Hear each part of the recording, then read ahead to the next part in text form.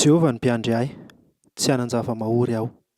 Mampandry ahy amin'ny ahy maitso izy, mitondra ahy eo amoron'ny rano fialan-tsasatra izy.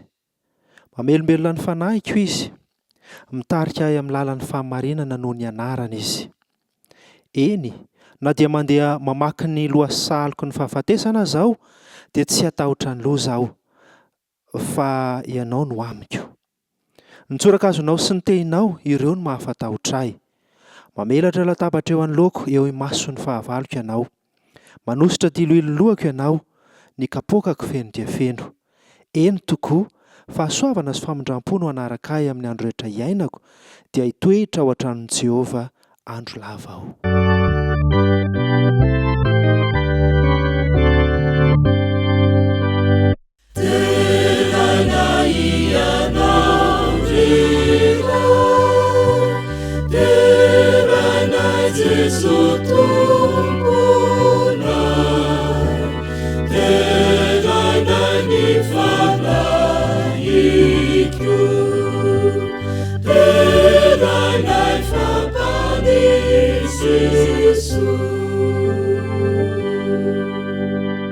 Andriamanitra rainy tsara indrindra izay any an-danitra, manandratra ny hira fiderana eo anoloan'ny seza fiandriananao ny vahoakanao, raiso hoanitra manimpofona izany.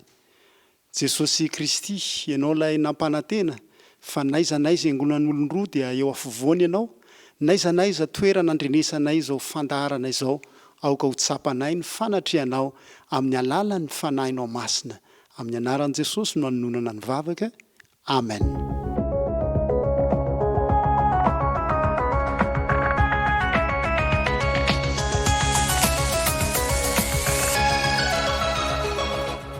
Isaorantsika Andriamanitra ry fiangonana malala isany amin'ity fa 470 taona ny andro maneran-tany ho an'ny mpisavalalana ity. Ataoko fa rariny sy hitsiny raha hiarahaba manokana ny mpisavalalana rehetra eto anivon'ny Federasiona Madagasikara voany ny tenako amin'ity sabata ity, satria andro natokana ho azy ireo ity andro ity. Arapaina fomba manokana ny mpisavalalana rehetra manerana ny faritra anankisivy izay mandrafitra izao Federasiona Madagasikara avoany izao.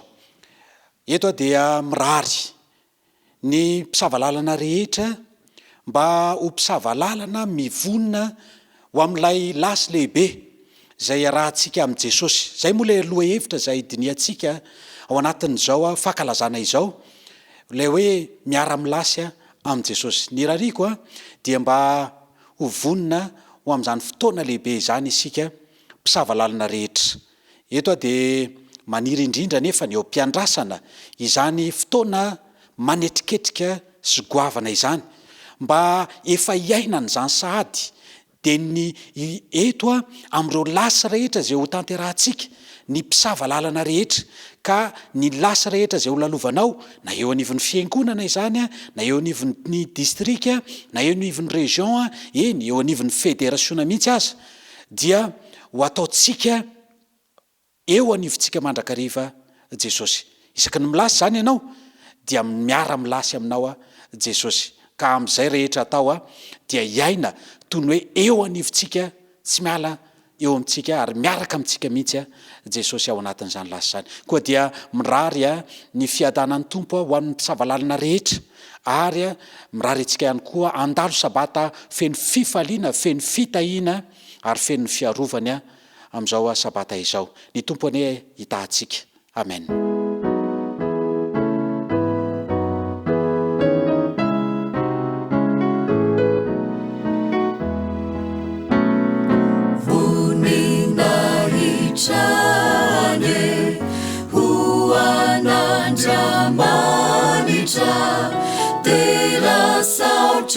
Lazasu okasanta charuavu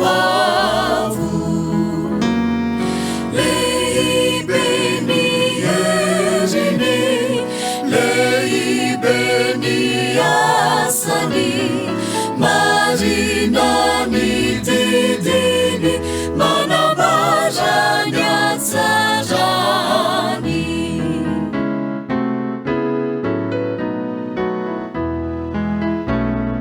Saurehariza makatuni tenini kamirindra sueri baiderani pari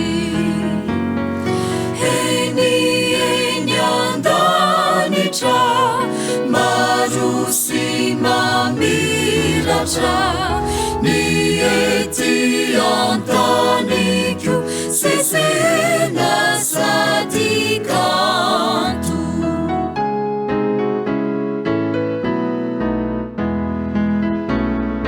ori ulumbeluna izay sanganasani manumeza aziza vuninahitra siaza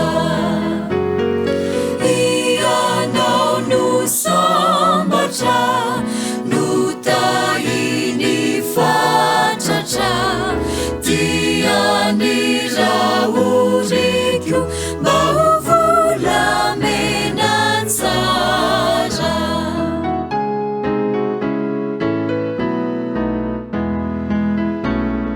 tompo andriamanitra aokany voavotra hiray feo mandrakiza hankalazanao hatrany heny fitiavanao sy ny famindramponao vonina itroanao tena lehibe Jehova.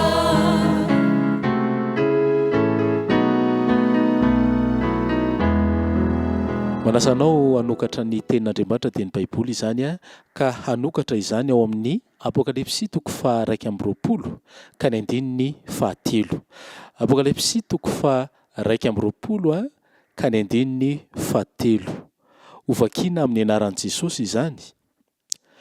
Ary narefeo mahery avy teo amin'ny seza fiandrianana ao nanao hoe indro ny tabernakelin'Andriamanitra dia eo amin'ny olona ary izy hitoetra eo aminy ary ireo olony ary Andriamanitra no hitoetra eo aminy dia ho Andriamaniny. Amen.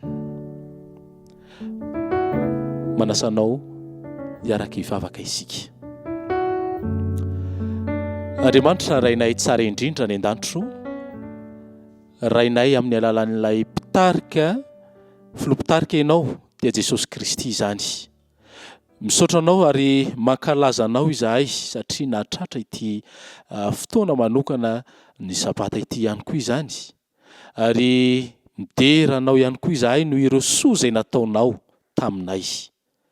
Andriamanitra manome voninahitra anao izay satria lehibe ny fitiavanao anay. Ary mangataka manokana aminao mba ho akasitranao ny fisaorana izay mipololotra avy ao anatinay.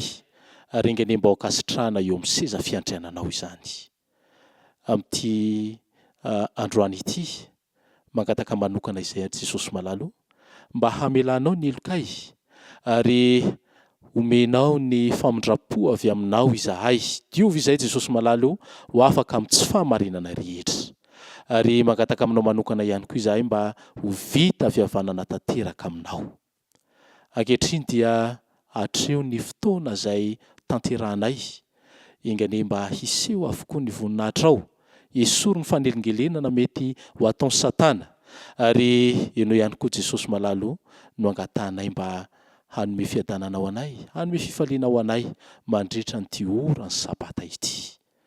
Tomporanay masonao, ankehitriny dia mangataka manokana aminao izahay mba hanomezanao anay ny fitahiana izay fitahiana natokanao amin'ny sabata izany, ary ny olona izay mijery miaino izao vavaka izao dia ingany mba ny fitahianao no amin'izy ireo tsiraray avy. Ary ankehitriny ihany koa dia fotoana manokana izay atsiarovana nireo mpisavalalana izay mijery sy miaino izao fotoana manokana izao, satria andro manokana natokana eo an'izy ireo izany, ary nandray ny loha-hevitra izahay milasy miaraka amin'i Jesosy. Tomporanay masonao, tahio manokana ireo mpisavalalana rehetra ireo, ary ingany mba tsy ala amin'izy ireo ianao, ary mba ho eo aminao mandrakarivan'izy ireo, ary ianao no homban'izy ireo mandrakariva ihany koa. Ianao Andriamanitra no hitany izay manana tsy fahasalamana rehetra, ianao no hita ireo ary hamany olana ireo izay manana olana, ary apetraka am-pelatanao ihany koa Andriamanitra ity tany izay nomenao anay ity, ingany mba hanana fiadanana izay dia ilay fiadanana avy any aminao izany. Ny vavaka rehetra dia tononona ary irinay mba ho tanterahanao araka ny sitraponao izany, fa tononona izany vavaka izany amin'ny anaran'i Jesosy Kristy.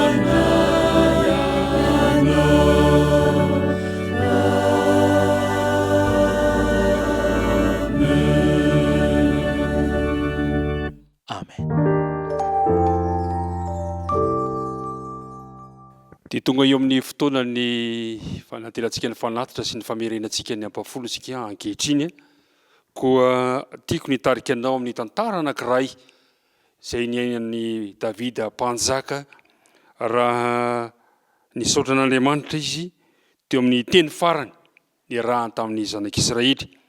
Izany dia voasoratra amin'ny tantara voalohany toko 7:20, ka eo amin'ny andininy 2:10 no tiako hisarihana ny saintsika amin'ity androany ity, izay mivaky toy izao amin'ny anaran'i Jesosy. Fa zionona moa aho, ary zionona moa ny oloko no azahoana hery hanatitra toy izao, fa avy aminao ny zavatra rehetra, ary avy taminao ihany no nanomezanay anao. Dia ny mahafinaritra faharesen-dahatra teo amin'ny Davida mpanjaka izany teny izany, izay nisaoran'Andriamanitra ary nahatonga azy laza manao hoe zinona tokoa moa zahay Andriamanitra no afaka hanatitra zavatra toy izao ho anao, satria resy lahatra izahay fa avy aminao ny hery rehetra. Ny mpampitompo vavy ny tompo Ellen White dia nanao zao nanandratra izao vavaka izao ihany koa tamin'ny fotoana andro, nanao hoe tompo anao tanteraka, nalohanao ny onitra ho fanavotana ny fanahiko, anao avokoa izay momba na izay zavatra iriko dia anao, enina ny fiainako rahatrizay ary ampio mba ahazoko ny hoenti-manana, tsy ho lanilaniana foana nefa na ampanarana-po amin'ny avinavina, fa ho ampiasaiko kosa voninahitra ny anaranao irery ihany.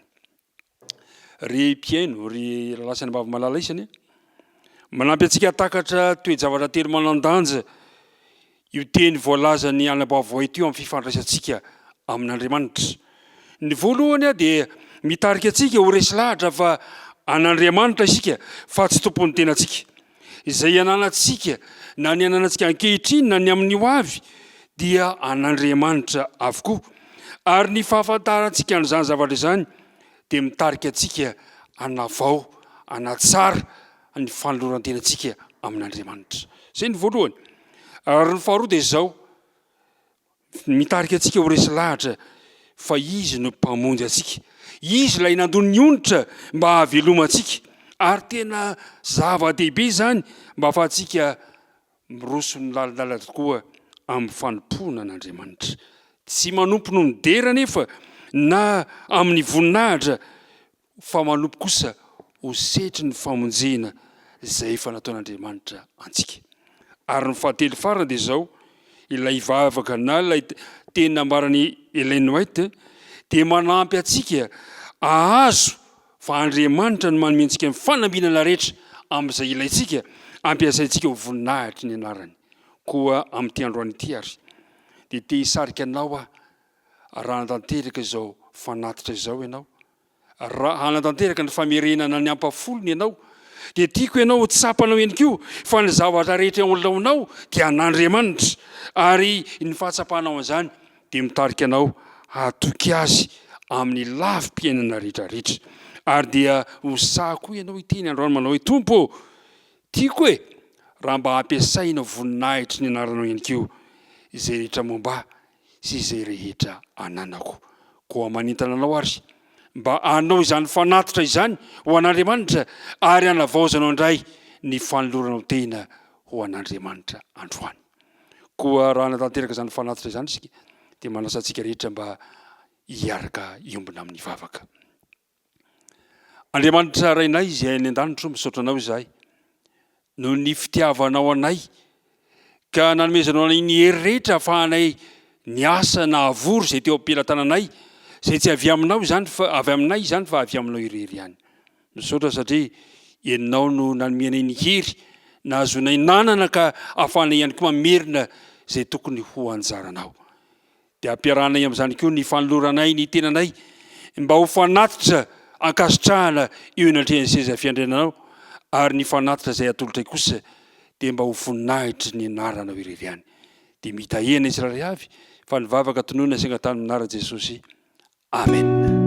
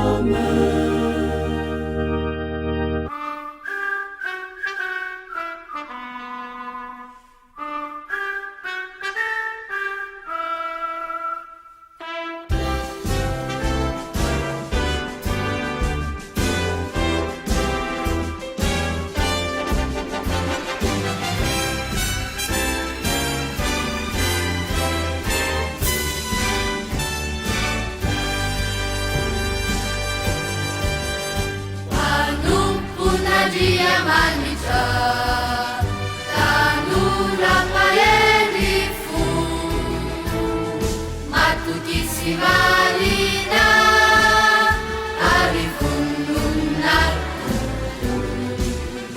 niafatrizay etsina hoan'izao tontolo izao Jesosy hoavy vaingana hoasoanao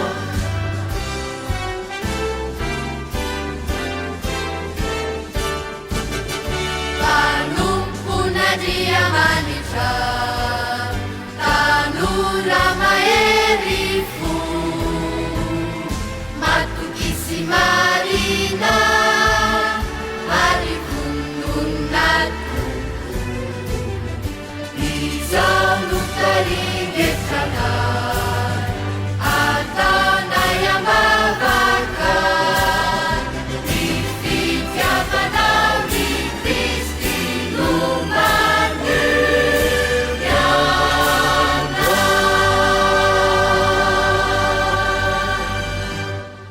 miarabanao zay manaraka ity fandaharana ity araka ny voalaza teny am-piandohana dia andro manokana ny androany satria andro ny mpisavalalana maneran-tany ny mpisavalalana moa dia ireo antokon'olona tanora folo ka hatramin'ny 15 taona noho izany miaraba antsika mpisavalalana rehetra mahafinaritra ny miaraka aminareo ary tonga soa amin'ity fandaharana zay iarahantsika amin'ny maneran-tany zay nomena ny lohahevitra hoe Jesosy milasy miaraka aminao faly indrindra miaraka amintsika manomboka izao fotoana izao zay mampiray atsika amin'ireo mpisavalalana rehetra maneran-tany ary miomana fa iara-dalana isika mandritra ny izao fotoana izao ary ao anatin'izany dia izany dia isy zavatra mahagaga misy zavatra mampientanentana zay iarahantsika amin'i Jesosy Kristy mpamonjy atsika ary tahaka ny hoe fety maneran-tany rehetra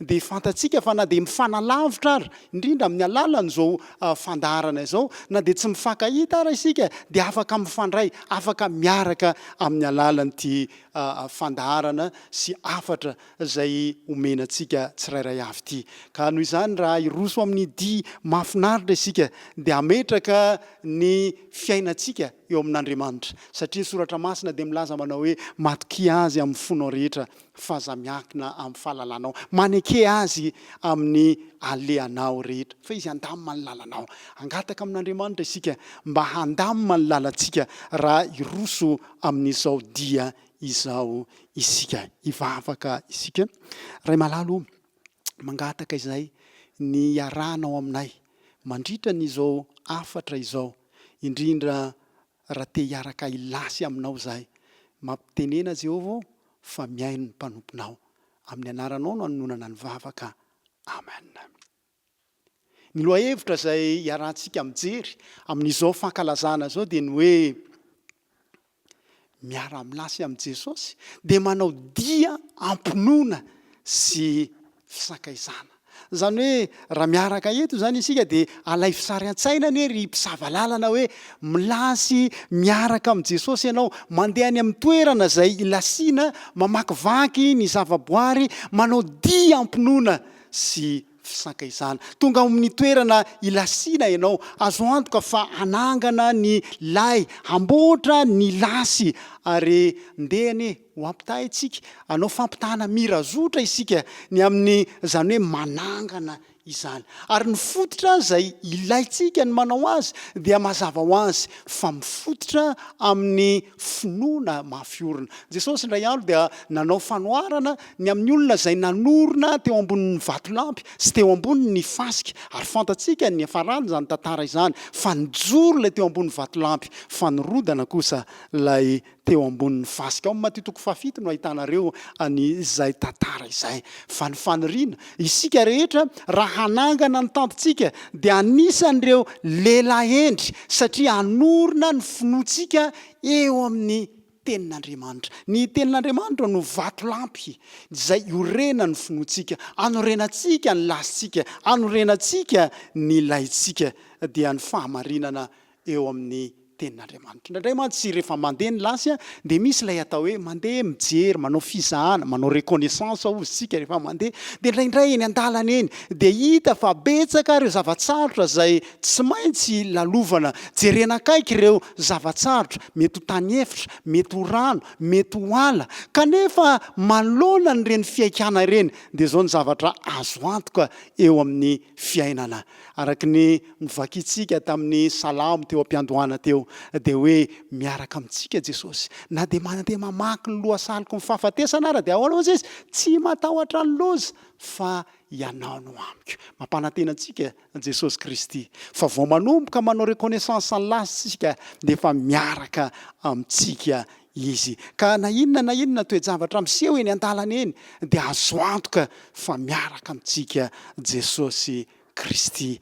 Ary azo antoka ny fanatrehany, ny fampiononana, ny fampahirezana izay ataony Jesosy Kristy. Rehefa tonga eo amin'ny lasy indray ianao zany, tafatsangana ny lasy dia alay fisary an-tsaina anie ilay mipetrapetraka, miresadresaka mandritra ny afindasy. Ary iny ny tena mahafaly sy tsaroana mandrakariva rehefa mandeha ny lasy. Amin'izao fotoana izao zany dia te hanasanao mba hieritreritra manokana hoe Jesosy mihitsy no miara-milasy aminao. Izy ilay miresadresaka aminao, izy no namana izay miaraka aminao. Satria Jesosy anie teny ao amin'ny Jaona 5:15 manao hoe tsy ataoko hoe mpanompo tsony ianareo, fa satria ny mpanompo tsy malala ny raharahany tompony, fa nataoko inona ozy izy? Nataoko hoe sakaiza ianareo. Alay fisaran-tsaina zany hoe manodidina ny afindasy miaraka amin'ny namana. Dia Jesosy ihany koa no sakaiza miaraka aminao ao, mizara ny tsikitsiky sy ny fiomehezana, mizara ny fotoana mamy amin'ny Jesosy Kristy. Ary mahafinaritra ny mandinika n'izany hoe miaraka amin'ny Jesosy Kristy. Ao anatin'iny afindasy iny ianao miresadresaka mahafinaritra. Na indraindray ianao mety alaina ihany koa anao an'ilay asa manavanana hoe mijery ny kintana sy ny volana na ny constellation ozy tsika. Dia alay fisaran-tsaina hoe rehefa mibanjina n'ireny kintana ireny ianao amin'iny alina mandritry ny afindasy iny dia mahita fa na dia bitika sy kely ara reny kintana ireny dia manana ny toerana izay nametrahan'Andriamanitra. Rehefa mijery ny alehibiazan'Andriamanitra isika amin'ny alalan'ireny zavaboary ireny dia tahaka ny ananany kintana tsirairay ny toerany eny amin'ny lanitra no ananan'Andriamanitra ihany koa toerana fikasana eo amin'ny fiainanao.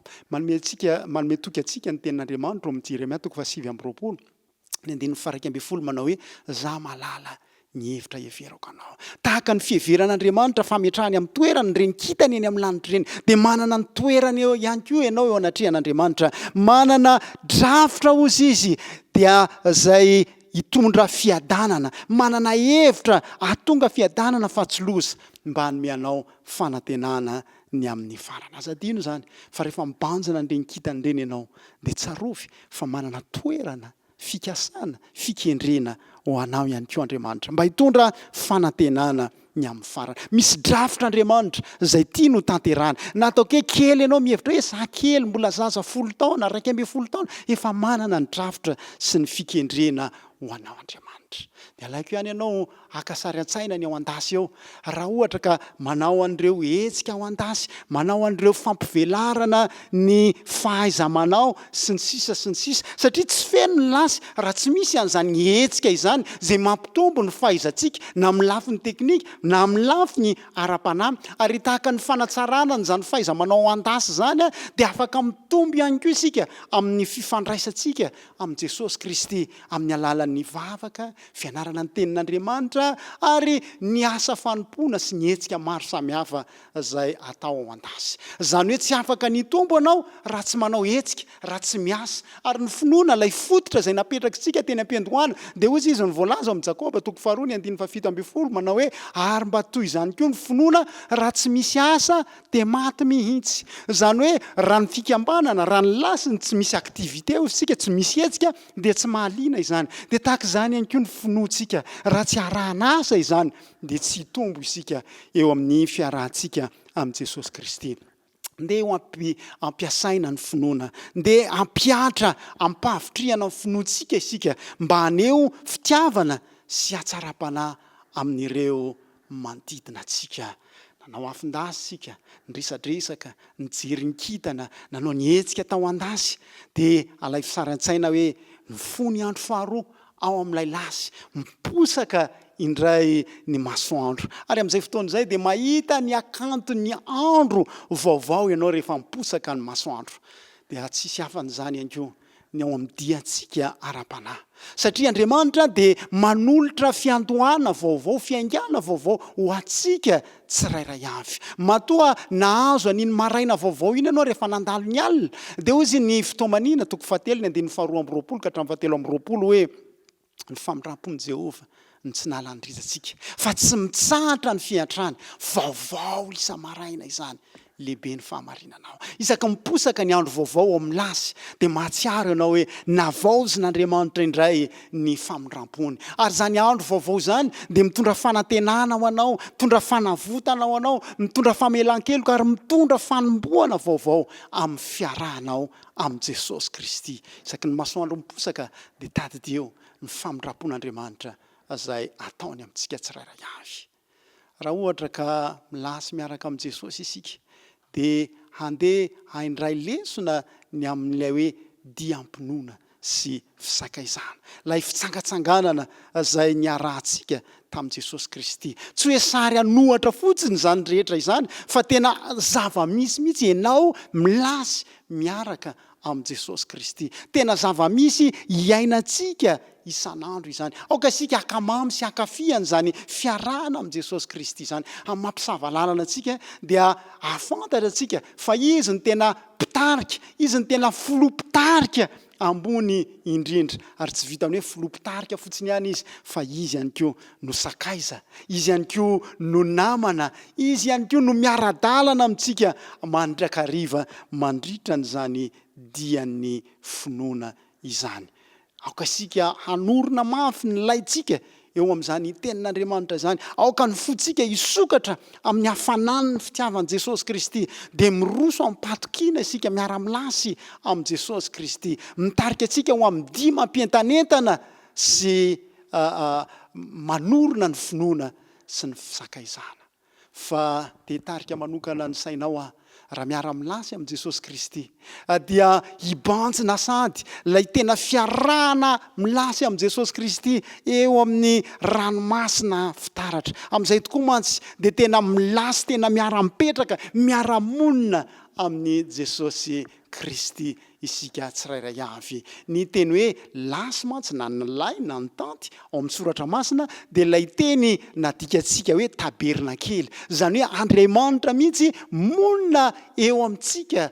tsirairay avy indro ny tabernakelyn'Andriamanitra dia eo amin'ny olona mandrapatonga n'izay fotoana izay tena hoe hitabernakely miaraka amintsika Andriamanitra miara-monina amintsika Andriamanitra miara-milasy amintsika Andriamanitra dia mampanantena izy fa mandrapatonga n'izay fotoana be voninahitra izay dia hiara-dalana amintsika mandrakariva izy mino fa hainao tsianjery ny voalazan'ny Matthieu toko fahavalo amby roapolo ny andininy faharoapolo teny fikasana izay nomeny Jesosy Kristy tsy hoe amin'ny lasy ihany tsy hoe miara-milasy ihany fa amin'ny fiainanao rehetra dia hozy Jesosy Kristy hoe indro zao momba anareo mandrakariva amin'ny dikateny ioam-bolana dia ataony hoe indro zao miaraka aminareo isan'andro vaky raha vao posaka zany ny masoandro dia miaraka amintsika amin'ny alina fiampianana miaraka amintsika Jesosy Kristy ambara-patonga ny fataperany zao tontolo zao mandra-patonga antsika ny amin'ilay toerana izay tena iarahantsika monina iarahantsika mipetraka amin'i Jesosy Kristy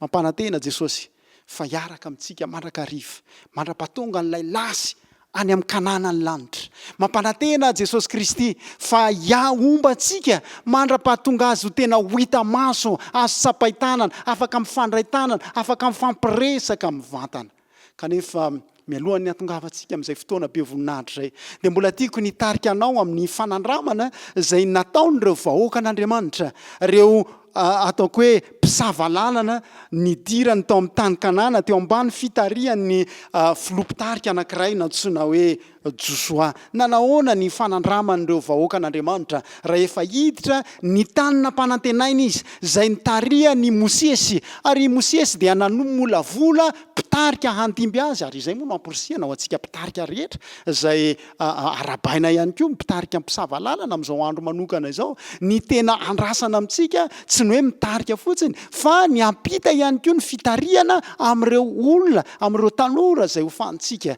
dia tsisy hafan'izany nataon'ny Mosesy nanofana ny Josoa izy ary afantatsika ny fampiresaka fa tsy afaka niditra ny tany Kanana Mosesy dia nampitany tamin'ny Josoa zany fitariana izany. Fantatry Mosesy ilay mpitarika lehibe fa tapitra hatreo ny fotoana dia napita ny andraikitra tamin'ny Josoa izy. Itsika ilay teny ao amin'ny fikambanana hoe pasitona apitao any dia nanatanteraka an'izany i Mosesy napita ny fitariana. Tsy maintsy niatrika zavatsarotra nefa i Josoa mampitarika vaovao azy kanefa atao anatiny zany fisalasalana izany dia niresaka mivantana tamin'ny Andriamanitra ary nanao teny fampanantenana zay tsy azo ovana.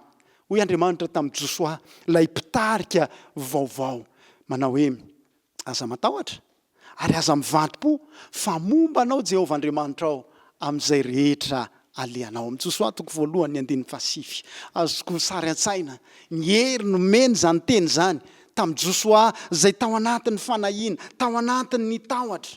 Ary tsy ho an'ny Josoa ihany zany teny fankasana izany fa teny fampanantenana ho antsika rehetra, manome toky atsika Jesosy fa tsy irery isika amin'ny diatsika eo amin'ny fiainana. Tsy irery isika miatrika ny fiaikana sy ny tahotra ary ny fanahiana fa Jesosy momba atsika.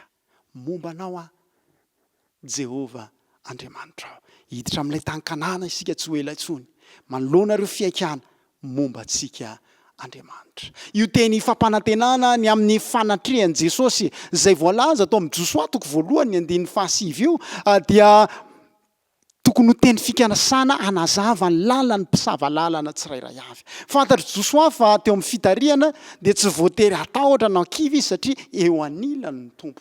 Dia toy izany ihany koa isika. Io andininy io dia mampatsiahy amintsika fa na inona fiaikana hatrehantsika amin'ny fitariana na amin'ny mampitarika satria ny mpisava lalana tsirairay avy keo dia efa mpitarika. Ao amin'io sokajy ny mpisava lalana io dia misy ny filohana sokajy, filohan'ny antoko, efa mpitarika daholo zany dia tadidio fa mampanantenana zany teny fikasana zany Andriamanitra. Naiza alehantsika ninona fiaikana hatrehantsika dia eo Jesosy miara-mipetraka amintsika, manome herim-po atsika ny fanatrehany ary manome toky atsika fa tsy irery isika miaraka amin'ny Jesosy Kristy. Kanefa izay fiarahan Jesosy zay filasiana miaraka amin'ny Jesosy zay tsy hoe ao anatin'ireo zavatsarotra fotsiny ihany fa ao anatin'ny fifaliana ihany koa. Raha mijery ny lafiny tena mampientanentana tsika amin'izany hoe manana an Jesosy miara-milasy amintsika zany dia azo antoka zany fa manampy atsika Jesosy mamahan'ireo asa mety misy lafiny teknika ve, mety misy morsa ve, mety misy zavatsarotra tsy voavahanao ve dia mampanantena atsika Jesosy fa eo mandrakariva izy. Tsy mipetrapetra fotsiny fa mandray anjara feno amin'ireo lafiny rehetra eo amin'ny fiainantsika izy. Ary jerentsika ny lafiny tena hoe mahafinaritra, mamirapiratra amin'ny fiarahana amin'ny Jesosy dia alay fisaran-tsaina tsy hoe ao anatin'ny zavatsarotra ihany fa alay fisaran-tsaina Jesosy miara-mitsika aminao, miara-mifaly, miara-mime aminao ary makasitraka anao ny amin'ny zavatra zay vitanao amin'ny fahombiazana zay hitanao tao anatin'ny fiarahana amin'ny Jesosy. Tsy hoe olona mitazan-davitra fotsiny zany Jesosy fa miara-mifaly amintsika izy amin'ny fahombiazana ary manampy sy manomiry atsika izy rehefa tojo toe-javatra sarotra. Rehefa miaina an'izany fifaliana miaraka amin'ny Jesosy zany isika amin'ireo fahombiazana dia mizaran'izany amin'ny hafa ihany koa. Ary tsy atsika rery ny fandresena fa zaraina amin'ny namana zay miara-milasy amintsika tsirairay avy. Rehefa miatrika ny toe-javatra isika dia fantatsika ny teny fikasana zay nomeny Jesosy Kristy ao amin'ny Filipianina toko 4 ny 17. Rehefa miatrika toe-javatra sarotra isika na toy inona toe-javatra misy dia izao ny teny fampanantenana zay omena atsika ary tena fampiteny fampanantenana azo eritreretina hoe azo tsapaitanana sy velona zany amin'izao fotoana izao. Mino fa hainao tsenjery ny Filipianina toko 4 ny 17 manao hoe mahay ny zavatra rehetra ao amin'ny Kristy zay mampahery. Ninona zavatra hatrehanao dia mahay afaka miatrika an'izany ianao satria miaraka aminao Jesosy Kristy. Manomery anao Jesosy Kristy mba handresena reo olana miaraka miatrika reo zavatsarotra mandritry ny oram-baratra eo amin'ny fiainantsika Jesosy Kristy. Ny andro izay iarahanao milasy amin'i Jesosy Kristy dia anaovanao fanandramana tsara amin'ny fiatrehana an'ireo toe-javatra. Rehefa milasy miaraka amin'i Jesosy ianao dia misy ny zavatra tsy ampoizina, surprise, misy ny aventure izay tsy nampoizinao kanefa dia miseho eny amin'ny lalanao eny, dia mahatsapa fahafenona amin'ny fiarahana amin'i Jesosy Kristy ianao. Na dia misy aza ny tafio-drivotra, mety misy aza ny ainandro, mety maizina ny lanitra, mety misy ny raona amin'ny tatao, mety manomboka milatsaka mihitsy ny orana, dia tsarovy fa afaka miatrika nyreny ianao raha miaraka amin'i Jesosy Kristy. Afaka miaraka aminao izy satria Jesosy efa nandresy ny tafio-drivotra, Jesosy efa nampitsahatra ny tafio-drivotra. Raha ny lasa izay vao tsy ela izay dia nisy tafio-drivotra izay tonga teo amin'ny lasy. Ary tamin'izay fotoana izay dia tsy maintsy nandeha niala, nilozana ny tanty, nilozana ny zavatra rehetra, dia nialoka tao amin'ny trano anankiray. Ary afaka ora vitsivitsy rehefa nitony ny tafio-drivotra dia nizotra indray ny lasy. Dia avy eo nisy filazana indray ny andro faharoa manao hoe mbola hisy tafio-drivotra indray ho avy eto amin'ity toerana izay lasitsika ity. Ary eritrereto hoe olona manalala ny miara-milasy amin'izany. Dia nanapa-kevitra fa ho amboarina zany ny lasy hiatrehana ny tafio-drivotra io. Ny zavatra nahafinaritra dia izao, rehefa tonga ny tafio-drivotra dia ny fanamariana dia izao, ny lasy izay nisy dia niodina ny tafiotra. Tsy namakivaky teo amin'ilay lasy ny tafiotra, fa niodina n'izany lasy izany. Izany ny zavatra misy rehefa miaraka amintsika Jesosy Kristy. Mety mandalo tafiotra isika tahaka an'izay ny lalovany dia tsy maintsy nialoka. Fa misy ihany koa ny mety fidiran'Andriamanitra tsehatra ka ataony miodina izany tafio-drivotra izany satria miaraka aminao Jesosy Kristy. Ary lasa hero atsika ny fananana an'io toko sy andinin'ny Filipianina toko 4 ny andinin'ny 7 io. Ao amin'ny DM dia izao ny ilazany azy manao hoe afaka miatrika an'izany rehetra izany aho no Kristy manome hery ahy. Mety miatrika toe-javatra sarotra ianao.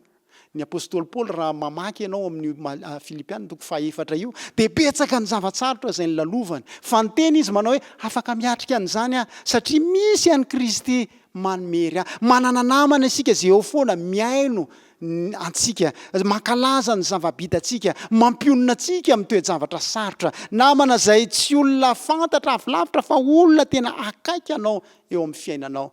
Ary Jesosy Kristy izany namana izany. Alay fisaran-tsaina fotsiny hoe ianao manana namana. Isika tanora, isika mpisava lalana, manana n'ilay antsointsika hoe best friend, na namana tena akaiky. Ary tena mahafinaritra antsika mihitsy ny fampizara amin'ireny namana akaiky ireny hoe zao kiny mahazo ahy, zao riseny mahazo ahy. Fa alay voasary an-tsaina zany, eritrereto zany manomboka izao fa ireo namanao etan-tany izay nizaranao dia misy namanao ambony lavitra noho ireny azonao hifampizarana ny zavatra izay mahazo anao. Afaka hizaranao ny fiomehezana, ny ranomaso amin'i Jesosy Kristy satria teo namanao manokana io Jesosy io. Tsy vitany hoe milasy miaraka aminao izy, tsy vitany hoe te-hanao aventure miaraka aminao izy, fa eo izy rehefa mila soroka hianteherana ianao. Ary izany fanatrehan'i Jesosy izany ny tena zavatra tsara indrindra. Ry mpisava lalana, ry rahalahy anabavy izay manaraka an'izao fandaharana izao. Tena mahafinaritra izany hoe manana an'i Jesosy ho namana. Raiso ho lay olona, lay namana akaiky anao indrindra ny Jesosy Kristy. Ary izy mihitsy no manasa anao amin'izany fiarahana izany. Voalaza ny soratra masina fa ino raha ho Jesosy Kristy efa mitsangana eo am-baravarana ka mandondona. Ary raha misy mihaino ny feoko ka mamono varavarana dia hiditra ho aminy aho ka hiara-misakafo aminy ary izy amiko. Eo am-baravaran'ny fonao Jesosy Kristy, miantso ampitiavana. Ary eo ampilatananao ny fanalahidy mamonja ny varavarana izany. Eny ampilatananao ny fanapahan-kevitra. Raha nokatra ny varavarana ianao dia ho avy Jesosy hizara aminao. Tsy hoe ny fotoana misy isaky ny andavanandro ihany, fa ireo fotoana manokana, ireo fotoana manan-danja ary toy ny ara-misakafo amin'ireo mpisakaiza ho Jesosy Kristy. aseho an'io toko sy andininy zay nivakitsika teo io fa mihoatra noho ny hoe fiarahana miaina fotsiny zany fa ny fifandraisantsika amin'i Jesosy Kristy dia fiombonana akaiky manokana. Ary ilay tenin'i Jesosy eto hoe hiara-misakafo ilay teny ampiasaina eo tsy amin'izao fotoana izao ma tsy malaza ny antona hoe fast food, izany hoe sakafo maimaiky mositsika hoe vary mitsangana. Fa ilay teny tenenin'i Jesosy hoe miara-misakafo dia tena miara-mipetraka mandany fotoana miaraka amin'i Jesosy Kristy. Eo amin'ny fotoana manokana izay hanaovana fanasana antso ho antsika tsirairay avy, ilay Jesosy Kristy mandondona eo am-baravarana. Todika manokana amintsika mpisava lalana, todika manokana amintsika tanora, tsy hoe te hilasy aminao, tsy niraindray fotsiny Jesosy Kristy, fa te hiara-mitoetra aminao. Maniry ny ho namanao isan'andro isan'andro. Ilay fisaran-tsaina zany hoe manana namana tsara indrindra eto amin'izao tontolo izao miaraka aminao isan'andro isan'andro. Vonona izara aminao ny fotoana rehetra. Ko amin'ity androany ity ry mpisava lalana dia manasa anao mba hanokatra ny fonao, mba handray an'i Jesosy Kristy ho eo amin'ny fiainanao. Sokafanao ny varavarana dia ozy ny tompo hoe hiditra ao aminy aho. Ty hanasanao mba hanokatra ny varavarana hidirany Jesosy Kristy. Tsy lavitra izy, eo am-baravarany fonao izy, miantso ampitiavana. Ary tsy ny mpisava lalana ihany fa na tanora ianao, na antitra ianao, na manahoana toerana misy anao amin'ity andro androany ity dia tsarovy fa teo namanao akaiky indrindra Jesosy Kristy. Tahaka ny hanaovanao fiomanana rehefa ilasy, hoe mitondra kitapo babena mitovy an'ireo fitaovana rehetra dia miomana ihany koa. Hanana an' Jesosy Kristy hiaraka aminao isan'andro isan'andro. Raha zavatra tianao izany hoe hiaraka amin'i Jesosy Kristy dia ty hanasanao manokana n'aiza toerana misy anao. Raha ohatra ka afaka mitsangana ianao dia mitsangana. Raha ohatra ka afaka manangana ny tananao ianao dia apetrao ao amin'ny fonao zany tananao zany dia teneny manao hoe Jesosy eo, sokafako ny foko mba hidiranao satria teo namanao aho. Te hiara-dalana aminao Jesosy Kristy. Ary ao anatin'izany dia ozintsika hoe apetrakintsika ho fototra ny finoana sy ny tenin'Andriamanitra, ny fisakaizana sy ny fiarahana mitsangatsangana amin'i Jesosy Kristy. Tsy sary anohatra fotsiny Jesosy fa tena zava-misy ny fidiran'i Jesosy ao am-ponao.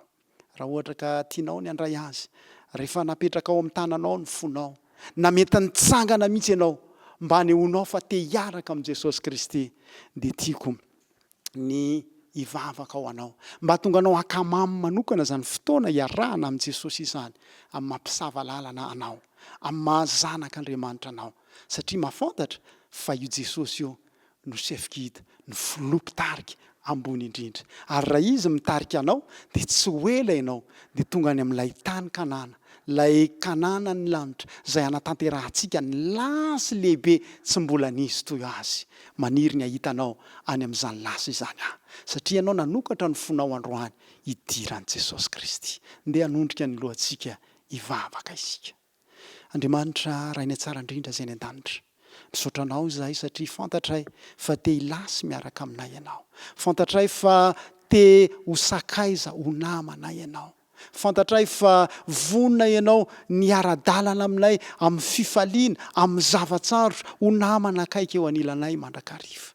Amin'ity andro androany ity dia manokatra ny fonay izahay mba hidiran'i Jesosy Kristy, mitoera ao anatinay ary aoka hiaraka aminao, hiara-misakafo aminao, hiaraka miresaka aminao, hiara-mifaly aminao, eny mety hiara-mitomany aminao ihany koa, fa tianay raha ianao Jesosy Kristy io no namana akaiky tsara indrindra ho amin'ny mpisava lalana tsirairay avy, ho an'ny olona tsirairay avy izay mandre an'izao fandarana izao. Ary aoka ny fombanao izay nampanantenainao fa omanay ambara-pahatonga ny fahatamperan'izao tontolo izao ho tena zava-misy izany, ka ho tsapanay isan'andro vaky ny fanatrehanao, ary tsy ho ela intsony dia fankahita tava ny fanatrika aminao izahay rehefa ho avy eny amin'irao lanitra ianao.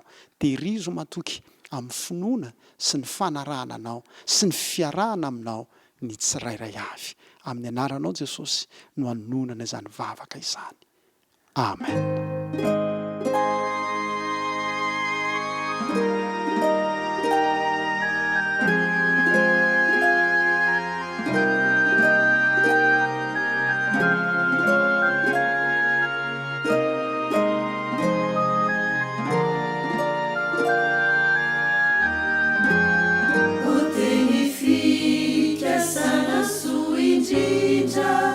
Kristi mitarika ny lalako, ny tanany no mampihitra, ny momba ny fiainako,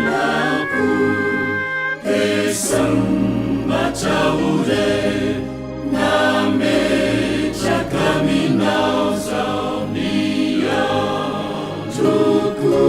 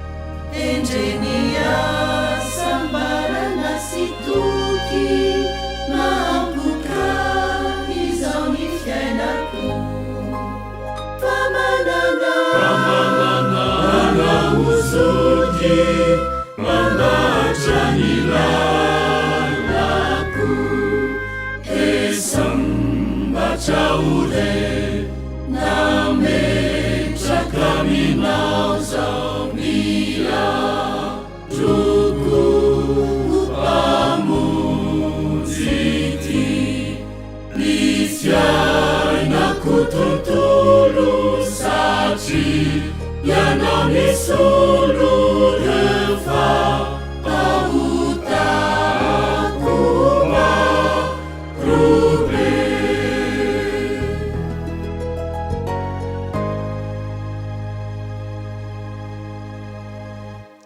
Ivavaka isika. Raha eo isaoranay ianao ny tompontsoa niarahanay tamin'ireo mpisavalalana maneran-tany tamin'ity andro fankalazana ity. Ny afatra izay norenesinay tehirizo ao am-ponay.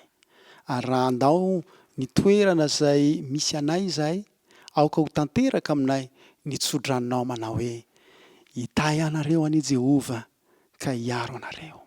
Hampamirapiratra ny tavany aminareo ani Jehova ka hamindra fo aminareo. Eny hanandratra ny tavany aminareo ani Jehova ka hanome anareo fiadanana. Mandehana amin'ny fiadanan'ny tomponareo satria izy no miara-dalana aminareo sy momba anareo isan'andro vaky. Amen.